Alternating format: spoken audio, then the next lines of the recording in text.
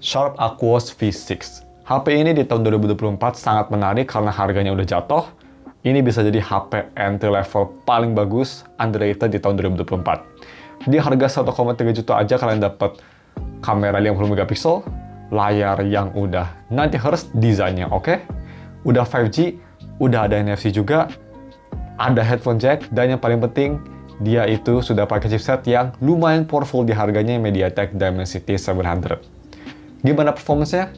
Yuk kita langsung aja review Aquos V6 5G NFC.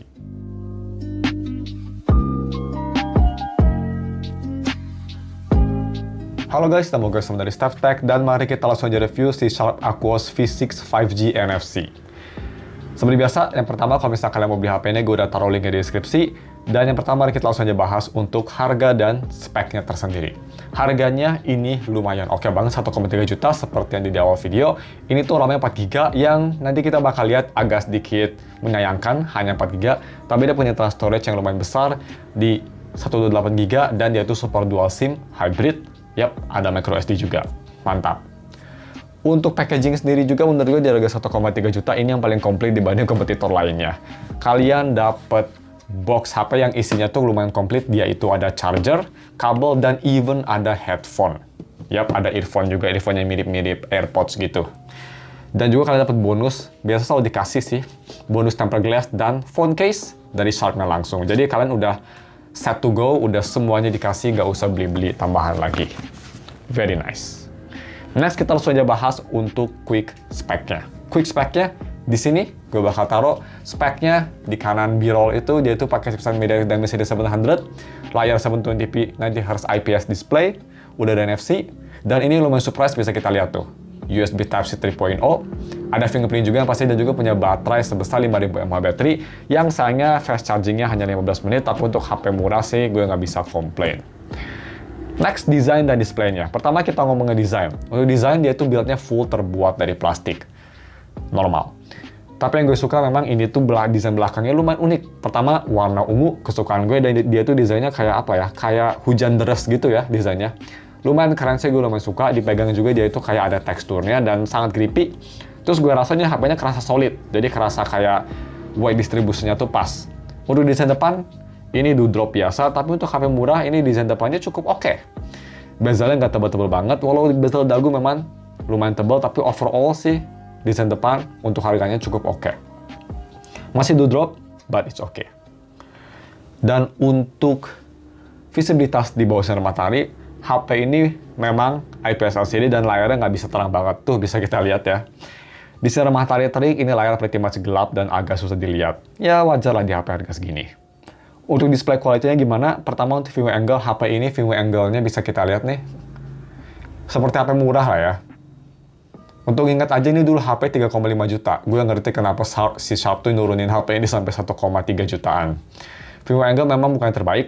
Tapi kalau misalnya kalian lihat ya di depan mata, ini video quality-nya cukup bagus buat nonton film karena dia ada video enhancement. Jadi gambarnya disaturasiin jadi lebih enak di mata, bisa kelihatan tuh. Warna jadi lebih vibrant. Dan detailnya juga cukup oke, karena 720p menurut gue nggak terlalu kerasa di layar 6,6 inci kalau misalnya nonton film. Overall, buat nonton film di harga segini sih gue nggak ada masalah. Nggak bikin pusing juga layarnya. Next, untuk keyboard touch ada delay atau nggak di layarnya. Gue bisa bilang untuk layarnya sendiri responsif, nggak ada masalah delay. Cuma memang gue rasa dia itu agak sedikit kurang responsif di bagian samping kanan kiri ya. Ngingetin gue sama HP Xiaomi zaman dulu. Jadi kalian nggak bisa ngetik cepet banget, harus sedikit lambat lah. Jadi nggak bisa kenceng banget ketiknya. Kalau nggak gitu bakal nggak kerespon. Nah, kita bahas untuk biometric. Yap, HP ini juga komplit banget di harga segini, udah ada biometric sensor yang di power button, fingerprint sensor. Posisinya kesukaan gue, dan fingerprint sensornya bisa kita lihat di B-roll. Ini surprisingly untuk harganya yang murah, biasanya kan lambat tuh. Di sini lumayan cepet ya. Sekarang ini sangat cepat dan sangat akurat dan sangat reliable. Sampai sekarang pun menurut gue sih fingerprint tradisional tuh ya, yang bukan under display, masih lebih reliable dibanding under display. Kecuali ultrasonic, karena ultrasonic kan lumayan bagus, bisa bekerja walaupun tangan kita basah banget. Next, kita bahas untuk audio quality di HP ini. Pertama kita bahas audio quality via headphone jack. Posisinya gue suka sangat bagus di sebelah port USB Type-C di kiri. Dan kualitas headphone jacknya ini sebenarnya untuk kualitinya sendiri cukup oke. Gue tes pakai IM True Hexa, itu bisa mempertahankan sound signature earphone tersebut atau IM tersebut. Masih mempertahankan detail yang sangat bright, sangat crispy, bass yang flat seperti True Hexa, sound signature, dan juga dia punya quality suara yang cukup luas, tapi memang nggak seluas desktop, tapi untuk HP cukup impresif, apalagi kita lihat harganya yang sangat murah. Tapi memang kelemahan dari HP ini yaitu dari volumenya. Ini pakai True Hexa sekalipun yang bukan IM berat, itu di volume sekitar 75% baru kerasa keras. Dan gue bisa bilang salah satu paling buruk amplifiernya. Untuk speaker, ini hanya mono, tapi speakernya ini sangat keras banget. Sampai di full volumenya juga ada sedikit distorsi, tapi ini speakernya sangat keras. Dia lebih fokus ke arah balance suaranya. Khas Sharp lah ya, Sharp kan biasanya suaranya balance, jadi nggak basic banget. Vokal masih kelihatan jernih tanpa sampai cempreng, suaranya masih oke. Dan overall, kalau misalnya kalian mau denger lebih detail, ini dia speaker testnya, gue rekomen kalian pakai headphone, check it out.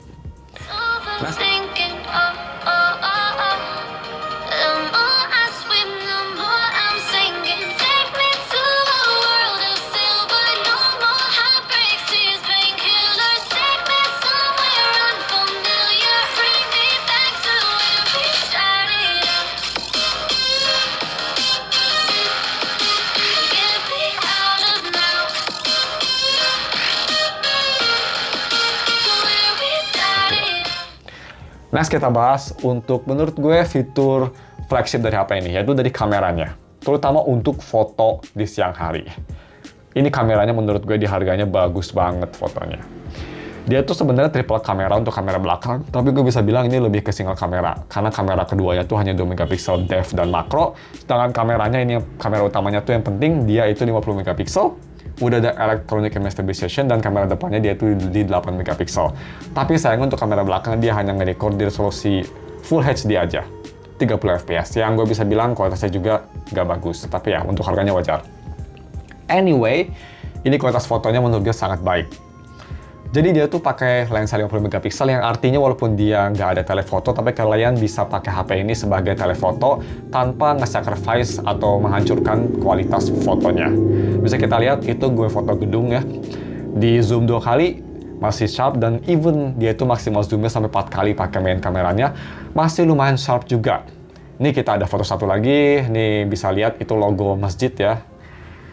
Kalau misalnya kita zoom 2 kali, masih detail, dan zoom 4 kali masih oke juga, walaupun memang udah mulai agak sedikit kremek-kremek, tapi masih kelihatan enak dilihat dan masih lumayan jernih gambarnya. Jadi ya, 50 megapiksel memang si pixel binningnya cukup bagus ya. Jadi 2 kali, 3 kali masih oke, 4 kali udah agak blurry, tapi untuk HP harga segini bisa ngezoom sedekat itu tanpa nge-sacrifice quality banyak, cukup bagus.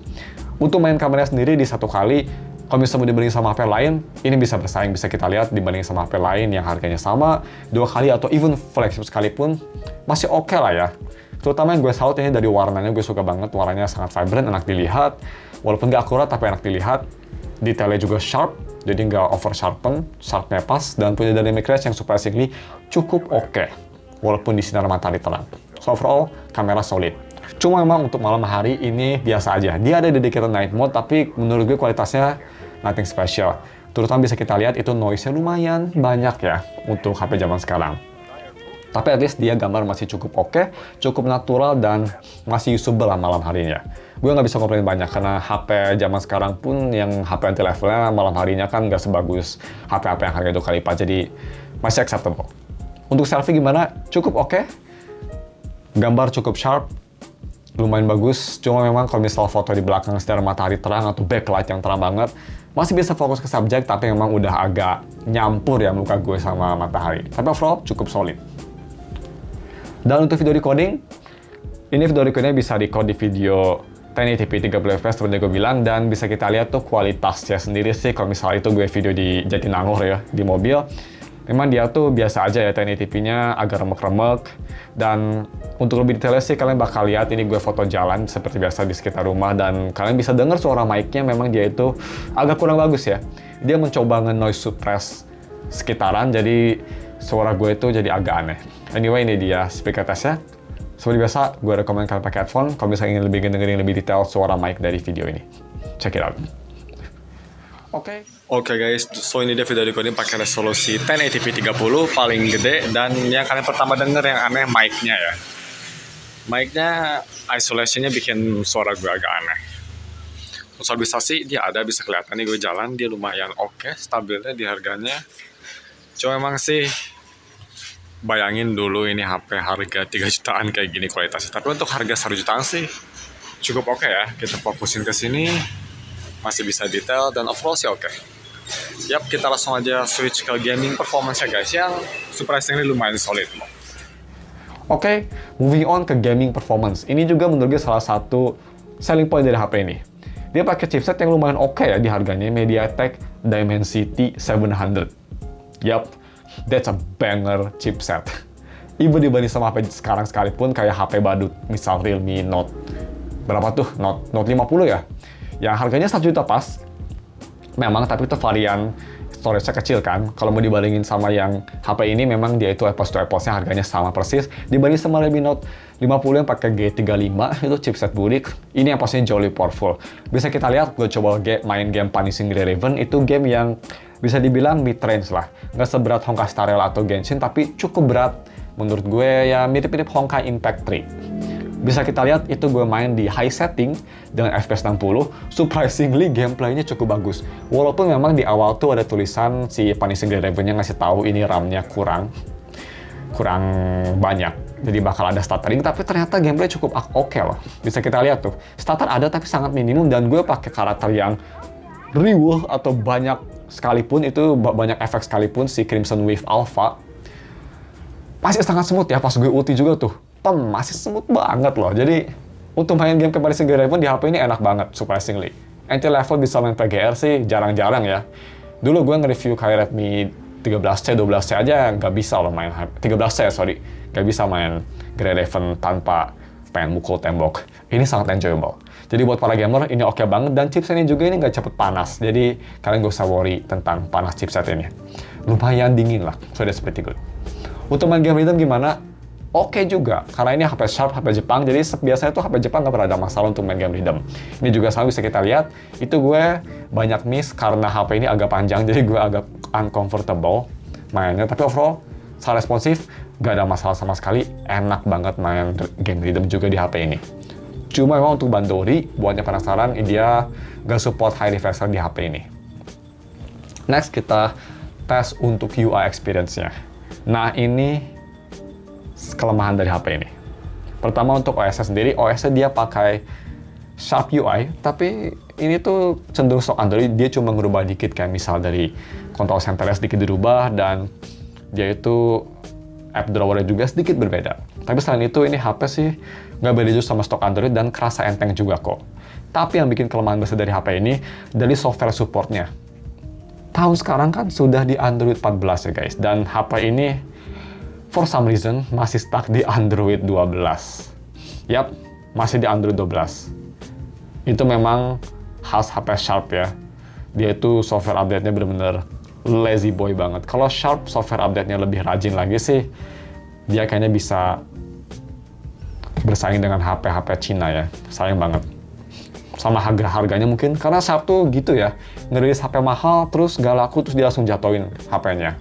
Harga HP-nya. Ngingetin gue sama LG zaman dulu, kalau misalkan inget. No, saking software update juga nggak ada software update. Jadi, yap, kita untuk pas gue nge-record di bulan akhir Februari, sayangnya dia itu stuck di Android 12. Tapi, bagaimana UI performance-nya? Nah, ini salah satu positif dan sedikit negatifnya. Positifnya, ini untuk launching aplikasi 1-2 aplikasi sih sangat bagus ya.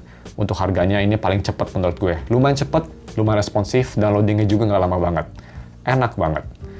Tapi, untuk multitaskingnya. Nah, kita bahas multitaskingnya nih sebentar. Untuk multitaskingnya memang dia itu agak sedikit menyebalkan, bisa dibilang. Karena dia itu hanya 4 GB, jadi kalau misal kalian buka aplikasi lebih dari 3 aplikasi, itu aplikasi sosial media sekalipun, kayak misal kalian buka Twitter, terus buka Instagram, terus buka misal Tokopedia, terus kalian tuh setelah buka 3 aplikasi tersebut, masih ingat di aplikasi, tapi kerasa banget jadi nge-lag performance-nya. Jadi ya, kalau pakai HP ini memang sayangnya harus sering-sering clear all itunya ya, background apps-nya, karena cepet banget habis. Dan nih kalau misal gue peragain sekalipun, sekarang pun gue hanya ada 1,3 giga, dan ini tuh aplikasinya hanya dikit banget ya dibuka. Tuh, hanya dikit banget. Sosial media hanya satu dan sisanya dia hanya aplikasi bawaan. Jadi memang dia itu cepet habis RAM-nya. Memang zaman sekarang tuh sih lebih cocok itu ya, RAM-nya lebih dari 4 GB, sekitar 6 GB. Gue ngerti kenapa HP entry level zaman sekarang tuh minimumnya 6 GB semua.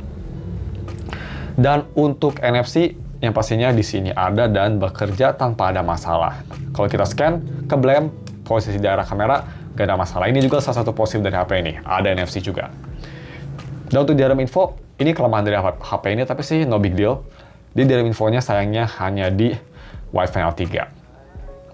Oh ya, untuk signal, sorry banget, ini HP super 5G, dan sorry gue bukannya lupa ngetes, tapi gue udah record, tapi corrupted itunya, filenya, so I'm sorry about that. Tapi gue udah masih inget speednya berapa. Untuk speednya, karena di Batu Nunggal tuh 5G nggak kenceng banget, ini speednya bisa mencapai 80-100 untuk download dan upload sekitar 50-60. Ya sama kayak S24 Ultra gue, jadi untuk 5G bisa berjalan dengan baik kok, nggak ada masalah. Oke, langsung aja kita move on ke yang terakhir, yaitu dari battery life HP ini.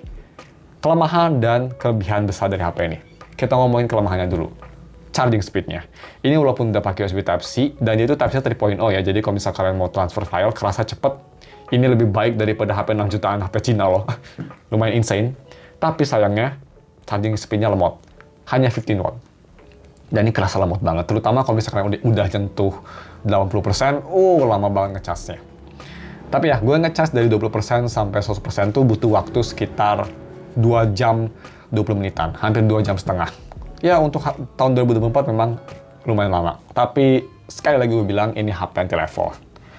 Jadi, untuk zaman sekarang sih udah acceptable ya. Kalau zaman dulu pas 3 jutaan rilis sih, ini nyebelin banget pasti. Dan bagaimana battery life-nya? Mantep banget. Ini HP pretty much easy sipping the battery, guys. Ini 2 hari juga pemakaian heavy pun masih bisa bertahan. Jadi baterai sih ini impresif banget. Ya wajar untuk HP entry level, biasanya kan baterainya kuat banget. So, sebelum kita masuk ke konklusinya, kita bahas dulu sedikit kelemahan dari HP ini. Seperti yang gue bilang, kelemahan dari HP ini tuh hanya beberapa aja, dan ini tuh hal kecil sih. Pertama, untuk chargingnya lemot, dan yang kedua untuk video quality-nya biasa aja. Dan yang ketiga, ini yang nggak kecil, yaitu dari software update-nya yang bener-bener nggak peduli Sharp. Tapi mungkin buat kalian nggak terpeduli sama software update ya, karena kan biasanya software update juga bikin HP nge-lag. Tapi sayang banget Sharp ini software update-nya agak tai lah bisa dibilang. Itu sih kelemahannya, dan sebenarnya nggak big deal banget. Ini HP yang mungkin kalian lupa ya, dan ini gue ngingetin aja sih di tahun 2024, konklusinya menurut gue ini HP malah makin worth it karena harganya cuma 1,3 juta loh.